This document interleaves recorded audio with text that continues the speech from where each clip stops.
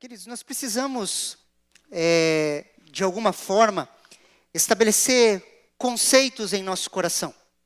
Nós precisamos estabelecer alguns conceitos em nosso coração e algumas coisas, elas precisam estar claras nas nossas vidas. E não só nas nossas mentes, mas também no nosso coração. Algumas coisas, elas precisam estar extremamente claras.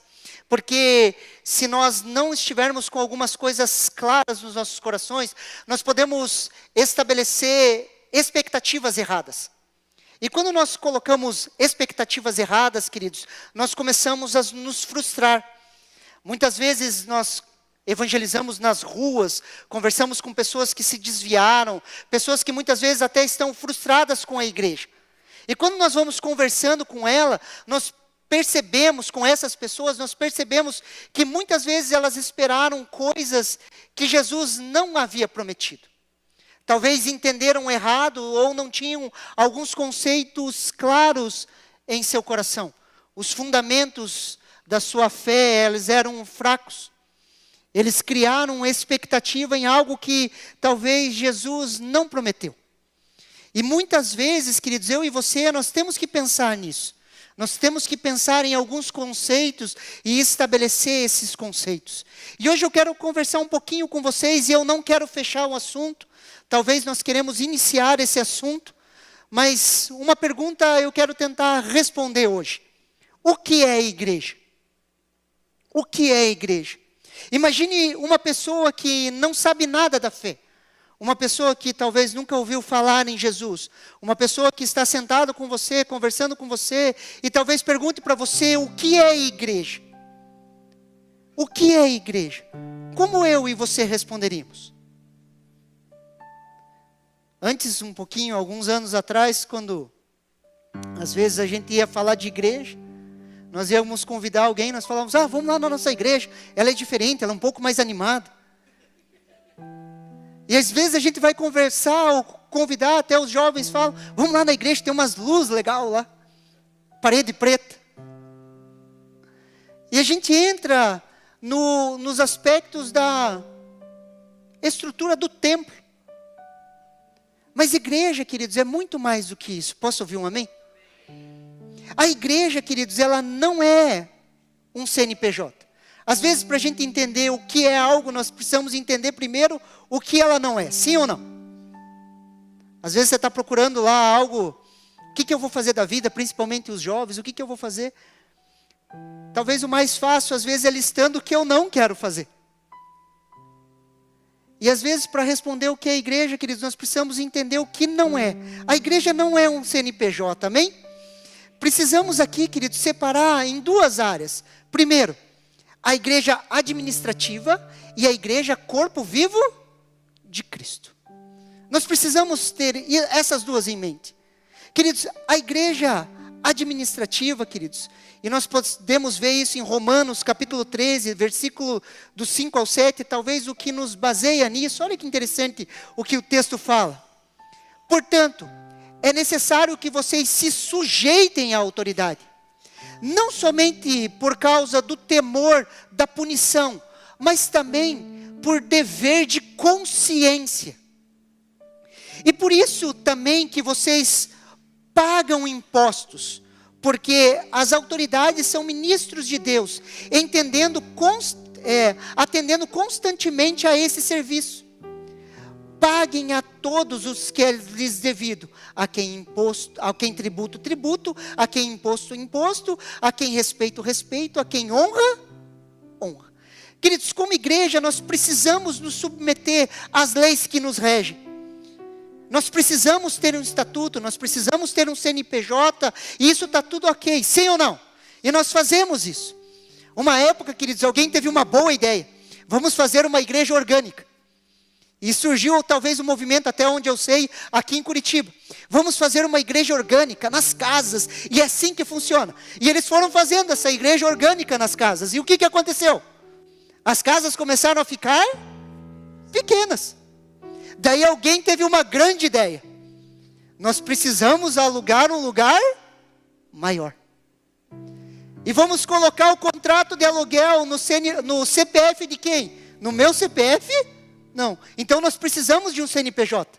Só que para nós termos um CNPJ, nós precisamos fazer uma assembleia, nós precisamos ter uma diretoria. E fizeram uma assembleia, fizeram uma diretoria, alugaram um barracão e colocaram na frente, igreja sem placa. Rodaram e caíram na mesma coisa, aquilo que eles combatiam. A igreja, queridos, ela tem um CNPJ, mas ela não é um CNPJ. E quando nós falamos dessa igreja administrativa, dessa igreja que não é o corpo místico de Cristo, queridos, é aqui que nós encontramos as falhas, as dificuldades de relacionamento. E sabe por que as falhas estão aqui? Porque você está aqui. Porque eu estou aqui. Aleluia. Sim ou não? É porque nós estamos aqui, queridos. Só que a igreja mística, o corpo de Cristo, queridos, é outra coisa. Aqui está a noiva, o corpo vivo de Cristo, a reunião dos santos. Então existe a igreja administrativa e existe o corpo místico de Cristo. O que não é igreja, queridos? A igreja, ela não é um clube. Você pode ouvir um amém? Queridos, a igreja não é um clube, onde eu pago a minha mensalidade e quero os banheiros limpos. A igreja, queridos, não é um clube, onde eu pago o meu dízimo e tenho direito a voto. A igreja não é isso, queridos. Isso é parte administrativa. A igreja, queridos, é a vida do corpo, queridos, aonde eu e você nos envolvemos com os nossos dons e talentos, queridos. Aquilo que Deus deu para nós, agora nós manifestamos e servimos as pessoas para a glória dEle. A mentalidade do clube, queridos, sempre vai nos trazer o que a igreja tem para me oferecer. O que essa igreja tem para me oferecer? É a ideia do consumo. A ideia de onde eu vou, queridos, para quê? Para ser servido. Se tiver um bom ministério infantil, o kids, se tiver um bom estacionamento. Uma vez, bem quando nós iniciamos a igreja, eu fui fazer um curso, um treinamento. Era lá em 2017, o povo falando, o pessoal do coaching falando, e eu fui fazer um treinamento. E o treinamento dizia, tenha uma boa IBI, tenha um bom estacionamento, porque 10 pessoas vão vir para quê? Para consumir dentro da igreja. É igual escolher shopping. Você escolhe um shopping pelo estacionamento, você escolhe um shopping pelas lojas que você gosta, pela praça de alimentação, mas a igreja não. Posso ouvir um amém? Não é essa a mentalidade, não se deixe entrar nessa mentalidade de consumo. A mentalidade do corpo, queridos, do corpo vivo de Cristo, da igreja viva de Cristo, é o que eu posso servir, qual a área que eu posso assumir e usar os meus dons e talentos, os dons e talentos que Deus tem me dado, aonde eu posso ser uma bênção. Olha o que Gálatas capítulo 3, versículo 29 nos fala. Olha que interessante, queridos. E vocês são de Cristo. Você é de Cristo, sim ou não? Então vocês são de Cristo. Ele está falando para a igreja. São também descendentes de Abraão e herdeiros segundo a promessa. O apóstolo Paulo começa a introduzir esse pensamento na carta aos Gálatas, falando que nós pertencemos às promessas de Abraão. E ele desenvolve esse pensamento, queridos. E hoje nós somos herdeiros de Abraão, herdeiros segundo a promessa feita a Abraão. Qual promessa? A promessa que se encontra em Gênesis capítulo 12, do versículo 1 ao 3. Olha que interessante, queridos. O Senhor disse a Abraão, sai da tua terra, da tua parentela, da casa do seu pai, e vá para a terra que eu lhe mostrarei. Farei de você uma grande nação, e abençoarei e engrandecerei o seu nome. Seja uma bênção. Algumas traduções vão falar, seja tu uma bênção. Abençoarei aqueles que abençoaram, amaldiçoarei aqueles que amaldiçoar, e em você serão benditas todas as famílias da terra. Queridos, eu e você, queridos, como gentios, como aqueles que não nasceram judeus, queridos, eu e você fomos enxertados na videira de Abraão, na raiz de Abraão, recebemos dessa seiva, essa promessa é sobre a minha e sobre a sua vida, essas promessas estão sobre nós, esta é a promessa sobre nós, queridos, por isso nós não corremos atrás da bênção, falam amém aí. Nós não corremos atrás de uma bênção, queridos, eu e você somos a bênção. Se tu uma bênção. Por isso que nós não temos o culto da bênção. Nós não viemos para o culto para sermos abençoados. Nós viemos para o culto para cultuar ao nosso Deus e sermos bênção na vida dos nossos irmãos. Nós somos uma bênção aonde nós estamos. Nós não buscamos a bênção. Nós buscamos o entendimento de uma herança. O entendimento, a revelação da herança dada aos santos. Somos herdeiros de Deus e co-herdeiros de Cristo, queridos. Buscar uma bênção é perder a sua vida. O entendimento dessa herança, queridos, nos faz ser uma bênção. Por isso, fuja da mentalidade de consumo. Você não é um sanguessuga. Você é uma bênção aonde você estiver. Não encoste, não chegue perto das pessoas pensando o que as pessoas podem me oferecer. Preciso aumentar o meu network para ser servido. Não, queridos. Não pertencemos a esse sistema. Por isso que a igreja não é o clube aonde nós vamos e nos aproximamos de pessoas. É porque nós somos uma bênção e seremos uma bênção para as pessoas. Sim ou não? A igreja, queridos, é o corpo vivo de Cristo. Olha o que 1 Coríntios capítulo 12, versículo 27 nos fala. Ora, vocês são o corpo de Cristo. E individualmente membros desse corpo. O apóstolo Paulo, queridos, sempre vai tratar no plural, vai falar vocês. Nunca é no individual. Vocês e não você. Eu individualmente não sou corpo de Cristo. Nós somos corpo de Cristo, individualmente com as nossas individualidades, dons e talentos. Mas quando nós nos unimos, nós nos tornamos corpo de Cristo.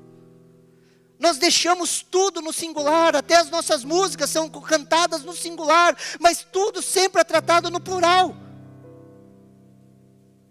Individualmente pertencemos a algo maior, não somos corpo de Cristo sozinho.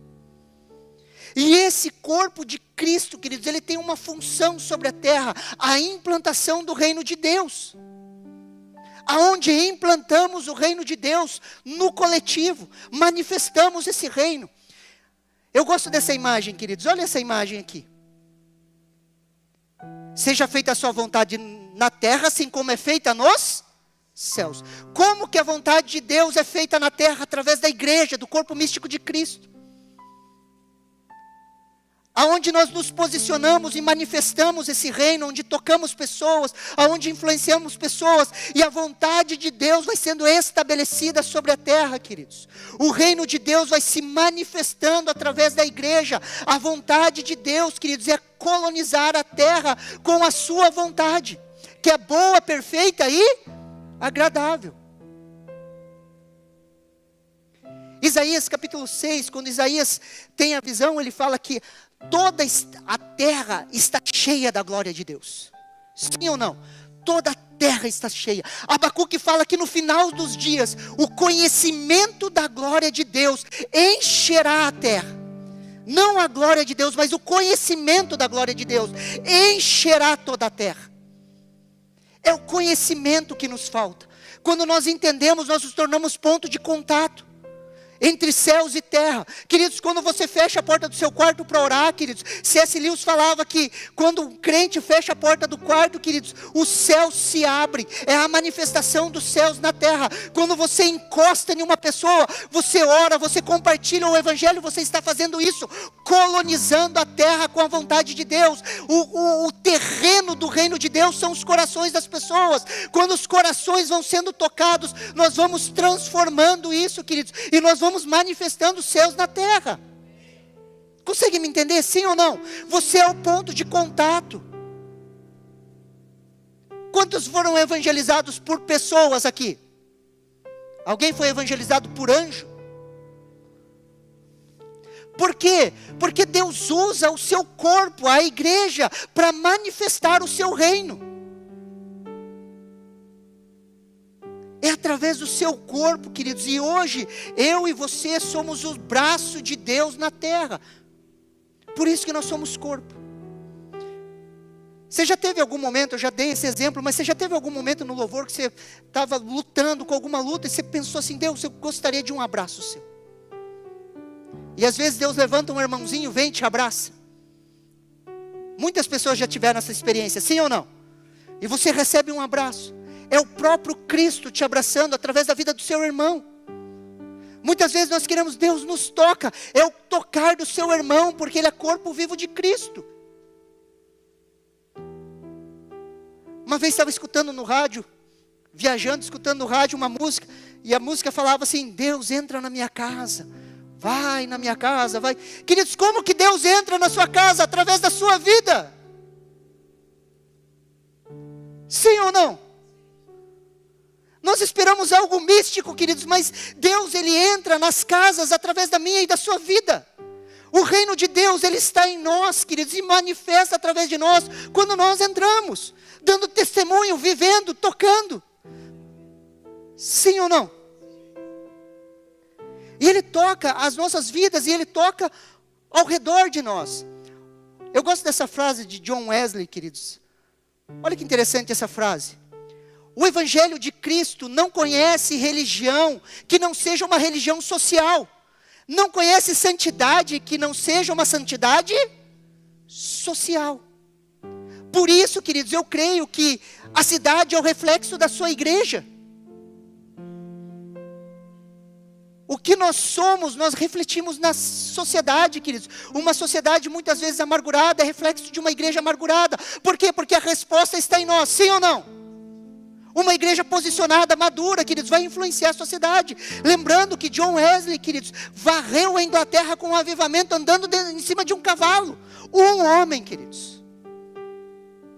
Ele falava: me dê 100 homens, que eles amem a Jesus e odeiem o pecado e o transformem a Inglaterra.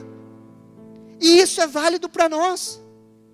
Isso é possível conosco, quando nós entendemos isso. Esse corpo, queridos, ele se manifesta, queridos, e é tocado através dos dons ministeriais. Eles tocam a nossa vida dentro e tocam a nossa vida fora. E nós tocamos a sociedade, transformamos, mudamos, tocamos pessoas. Pastor, podemos mudar o mundo? Talvez não o mundo, mas o mundo ao nosso redor é possível, sim ou não? As pessoas que nós tocamos, queridos. E esse toque vem a partir dos dons ministeriais. Efésios capítulo 4, do versículo 8 ao 16. Olha o que a palavra de Deus nos diz. Por isso, quando ele subiu, está falando de Jesus, ele subiu às alturas, ele levou cativo o cativeiro e concedeu dons aos homens. Ora, o que quer dizer ele subiu, senão também o que havia descido até as regiões inferiores da terra? Aquele que desceu também é o mesmo que subiu acima de todos os céus para encher todas as coisas. E ele mesmo concedeu uns para apóstolos, outros para profetas, outros para evangelistas, outros para pastores e mestres. Com vista, com o objetivo do quê? Do aperfeiçoamento dos santos, para o desenvolvimento do serviço, para a edificação do corpo de Cristo. Presta atenção aqui. Quando uma pessoa nasce de novo, queridos, um santo, nasceu de novo. Quando uma pessoa nasce de novo, ela se torna santa, separada, sim ou não? Então um santo, uma pessoa nasceu de novo, ela nasceu de novo, ela entra no corpo de Cristo, ela é tocada por essas unções, ela é tocada pelos 5 ministérios. O que acontece, queridos? Com vista, ele deu esses dons ministeriais, com o objetivo do quê?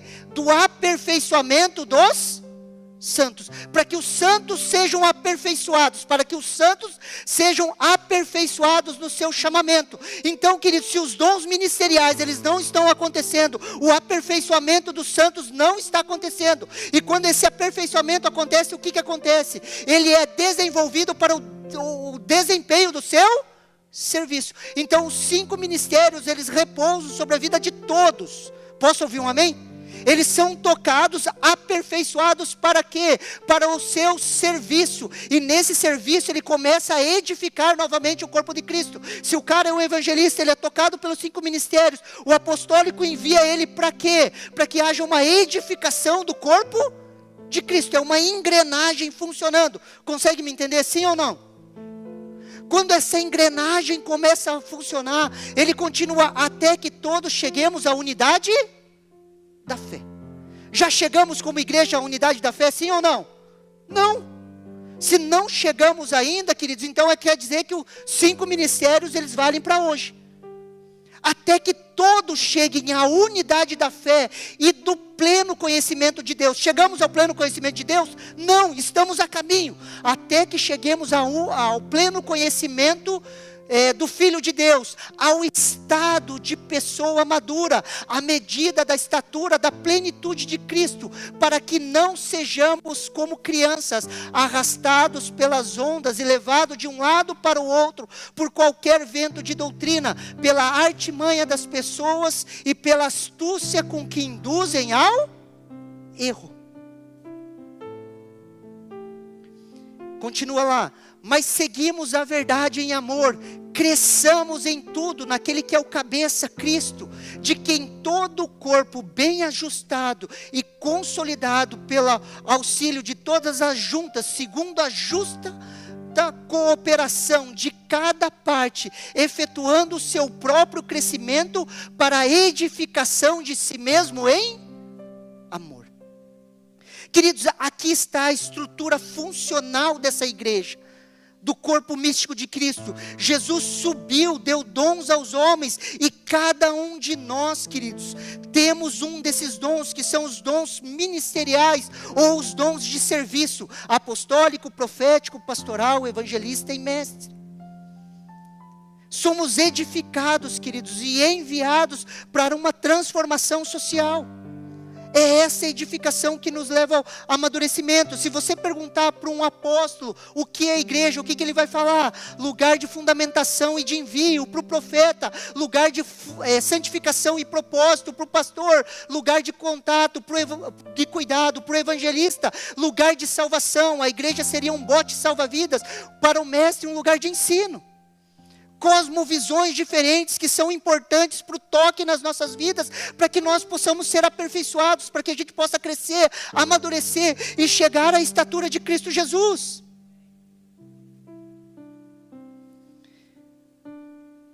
Há muitos anos atrás, queridos,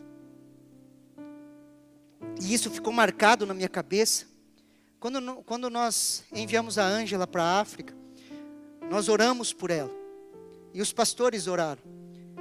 E eu lembro até hoje, queridos, das orações. Eu vi o Arno orando e o Arno falando que ela toque a igreja. Que ela toque a igreja. Unção apostólica, ele que toque a igreja. O pastor Marcos começou a orar, ele começou a chorar, porque ela ia traduzir a Bíblia. O mestre, o amor pela palavra. O pastor Herman orou e falando do cuidado das pessoas. Para que ela seja bênção lá onde ela for. E você via a diferença das cosmovisões, que são todas importantes para que haja edificação no corpo de Cristo, para que haja amadurecimento, para que a gente cresça. Esses entendimentos somados, queridos, de uma igreja, completa a sua visão. Aonde somado nós conseguimos manifestar o reino de Deus.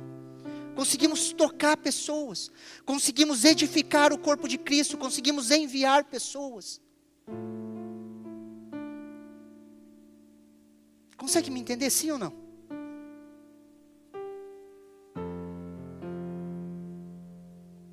Olha o que Mateus capítulo 16, versículo 18 ao 19 nos fala.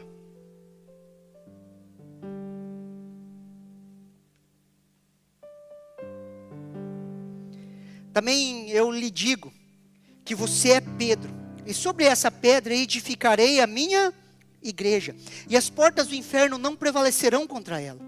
Lhe darei as chaves do reino. O que você ligar na terra terá sido ligado nos céus. O que você desligar na terra terá sido desligado nos céus. Queridos, Jesus talvez, nesse contexto, ele estava no lugar mais endemoniado da terra, Cesareia de Filipe. Era um lugar, queridos, onde tinha o culto ao Deus Pan.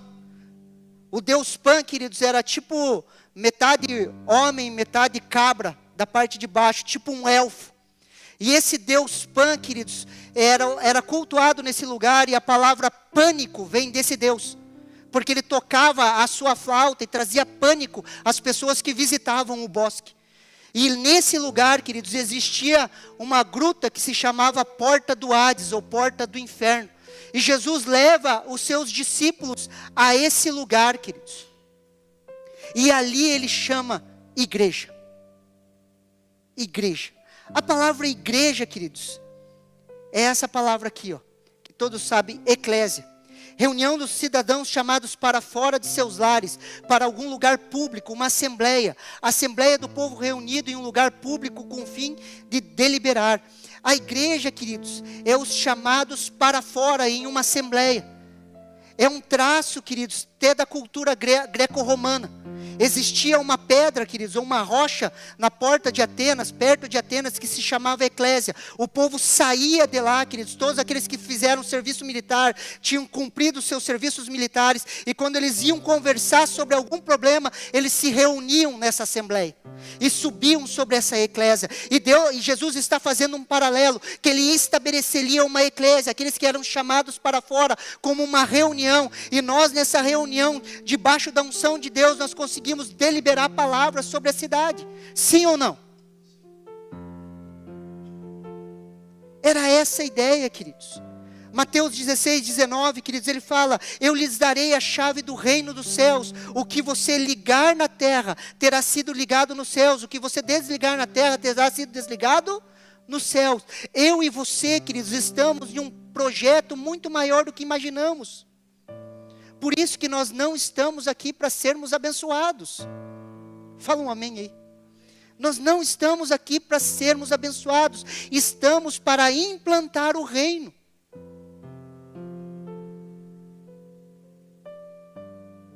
Para implantar o reino. Somos edificados aqui. E somos enviados. Enviados para quê? Para sermos sal e luz. Sal e luz. Por isso que nós precisamos restaurar, queridos, essa mentalidade apostólica, queridos, de envio. Olha o que Lucas capítulo 6, do versículo 12 ao 13 nos fala.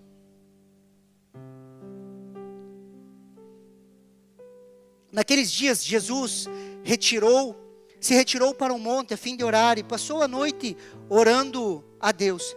E quando amanheceu, chamou a si os seus discípulos, e escolheu 12 dentre eles, os quais também o nomeou de apóstolos. Queridos, na nossa cultura não é tão forte assim, mas na cultura do povo judeu, queridos, dar nome às coisas apontava para um destino.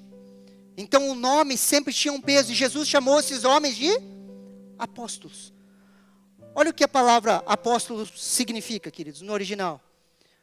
Um delegado, um mensageiro, alguém enviado com ordens especificamente aplicado aos 12 apóstolos de Cristo, em um sentido mais amplo, aplicado a outros mestres cristãos, como Barnabé, Timóteo e Silvano. Se você abre Atos capítulo 14, versículo 14, Barnabé é chamado de apóstolo.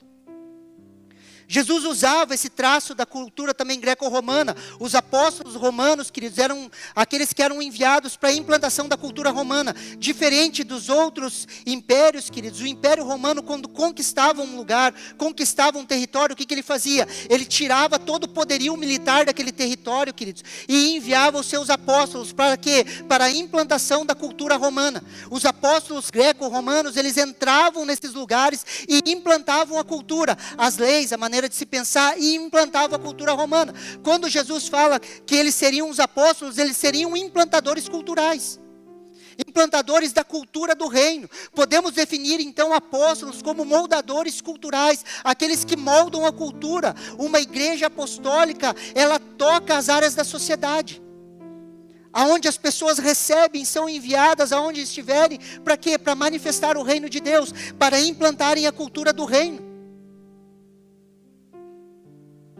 Sim ou não?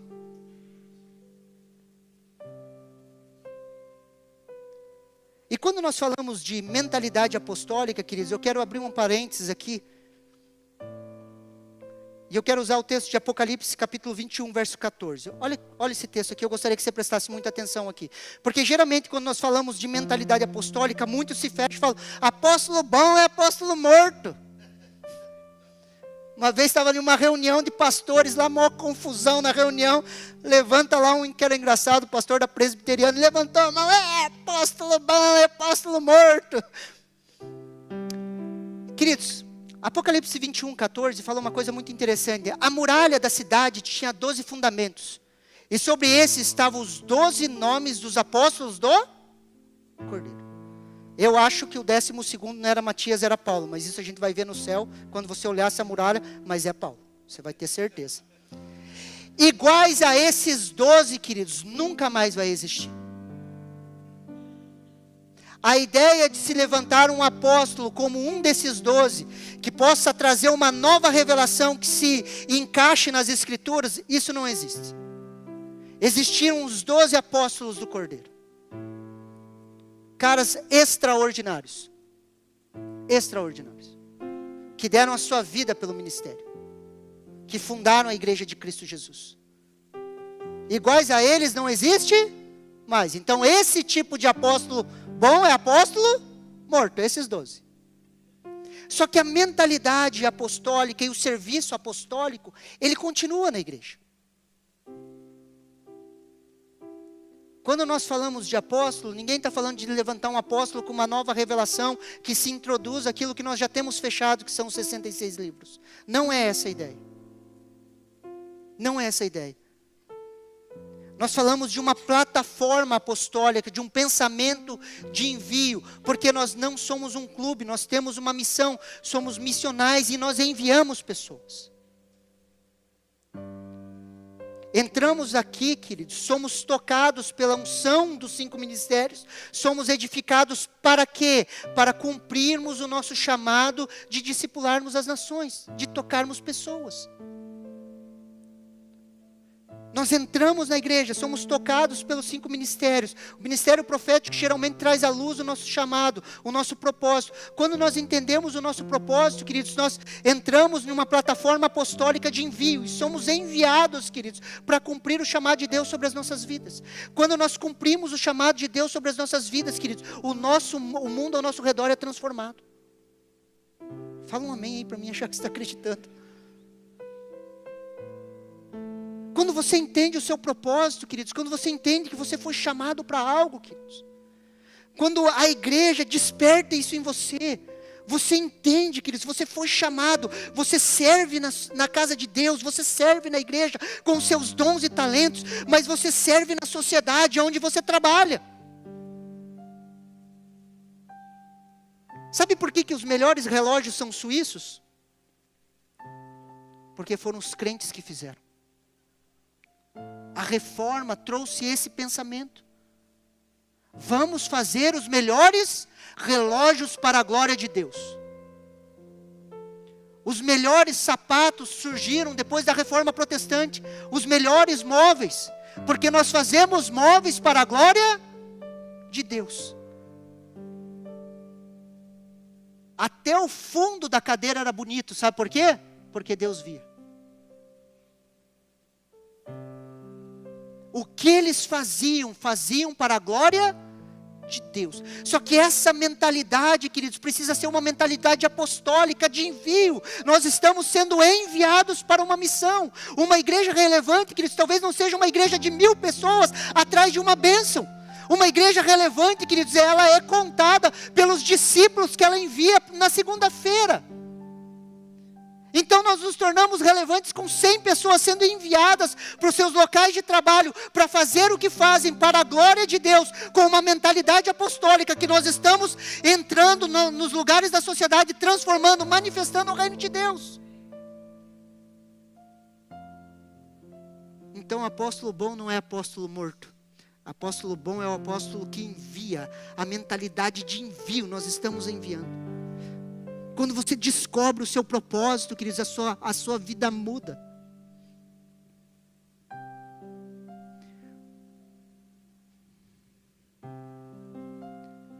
Quando nós entendemos isso, queridos, a nossa vida é transformada. Nós entramos na igreja, somos tocados, somos transformados, somos curados. A unção dos 5 ministérios trabalha na nossa vida. E quando nós entendemos o nosso propósito, quando nós buscamos e entendemos esse propósito, nós subimos em uma plataforma apostólica e somos enviados, empoderados. E manifestamos o reino de Deus aonde estamos. Daí nós vemos aquela imagem do reino de Deus tocando, seja feita a sua vontade aqui na terra, como ela é feita nos céus. A vontade de Deus vai ser feita no seu lugar de trabalho, quando você entender isso e você fizer o seu trabalho para a glória de Deus. Não há diferença, queridos, daquilo que eu faço na pregação da palavra, queridos, de uma pessoa que está trabalhando lá fora. Não existe grau de importância, queridos. Tudo que nós fazemos para a glória de Deus. Por isso que essa ideia e essa mentalidade apostólica precisa vir no nosso coração. Nós somos uma igreja apostólica. Posso ouvir um amém? Uma igreja que envia, prepara. Uma igreja apostólica, queridos, aqueles que são chamados para fora, recebem a capacitação através dos 5 ministérios, são aperfeiçoados e são enviados para uma missão, implantar o reino de Deus na sua área de atuação, pousando em um tripé apostólico, missional, escatológico, apontando para o fim.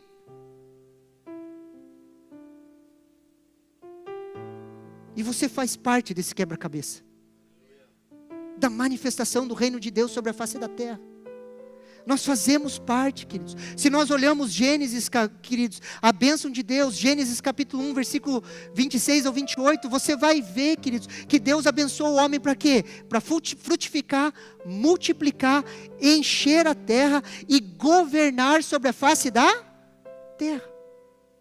Quando nós olhamos, queridos, no Êxodo, Deus leva o povo dele, ele chega para a nação de Israel e fala o quê? Se vocês me ouvirem e me obedecerem, vocês serão reis e sacerdotes, e vocês serão um modelo para as nações. Sabemos que o povo não cumpriu isso.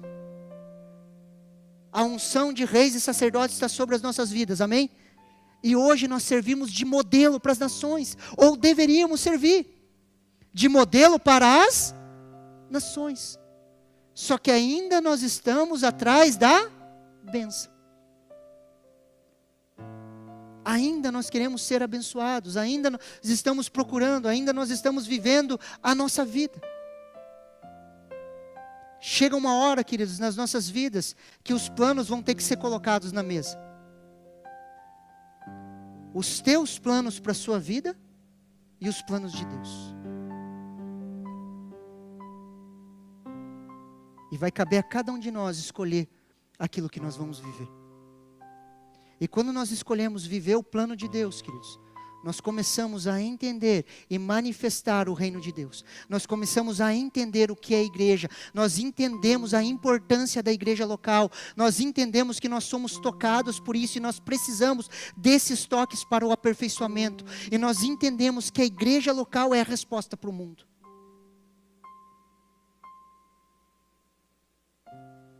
E quando nós saímos lá fora, nós manifestamos o reino de Deus. Com paz, justiça e alegria no Espírito. Consegue me entender, sim ou não?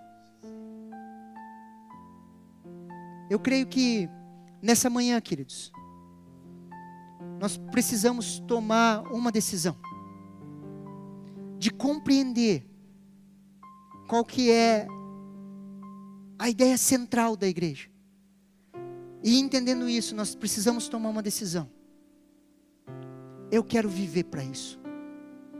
E quando eu falo viver para isso, não é viver dentro da igreja. Eu quero viver para ser tocado na igreja, mas ser enviados para manifestar o reino de Deus, para tocar pessoas ao meu redor, para ter essa mentalidade apostólica, para implantar cultura,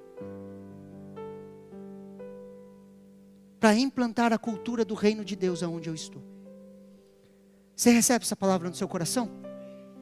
Vamos nos colocar em pé, queridos? Gostaria de chamar